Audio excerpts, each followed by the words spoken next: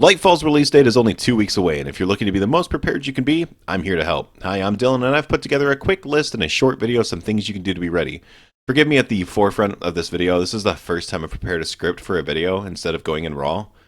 Wait, going in raw? I didn't write that. First thing you could do is stockpile on bounties. Not all bounties are created equal, so you're going to want to prioritize the bounties that say XP++. Generally, these are your weekly bounties. You can only do these bounties one time until they're turned in for 12,000 XP. The vendors that you can get these from are Petra in the Dreaming City. Her weekly Ascendant Challenge can be done every time a new Ascendant Challenge appears. Barracks in Europa. Similarly to Petra's Ascendant Challenge, the Empire Hunt can also be done once per new Empire Hunt. Lectern of Enchantment on the Moon. Star Horse on the Treasure Hoard. He has 3 to choose from, but they do all drop 12,000 XP. Shahan in the Cosmodrome. And finally, Hawthorne's Clan Bounties. Next, I want to dive into materials farming. Every new expansion, it's probably a good idea to farm as many materials as possible. Ascendant Shards, Enhancement Prisms, Enhancement Cores. There are quite a few different ways of getting these materials, but the easiest ways being exchanging them with Master Rahul. Leveling up with your vendors and then resetting your rank. Once your rank has been reset, you won't be able to get another Ascendant Shard, but instead can get more Prisms and Cores. These rewards do change per vendor though, or doing Grandmaster Nightfalls, but I'll cover this in a minute. Next on the list are weapon patterns. There is no reason to keep any of your Deep Sight Resonance weapons, as Bungie will be doing away with that element as of Lightfall.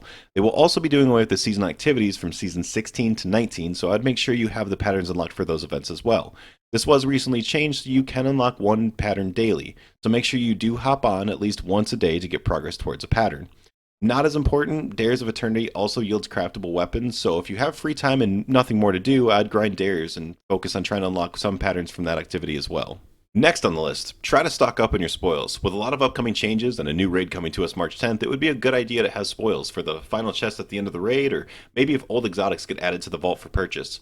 I did just recently release a video on how to get raid loot, which does include a way to get 60 spoils per week, so definitely check that out. Next, with linear fusion rifles getting a pretty big nerf coming to Lightfall, you may want to consider alternative means of DPS in the future. So I'd focus on grinding some good damaging weapons other than LFRs.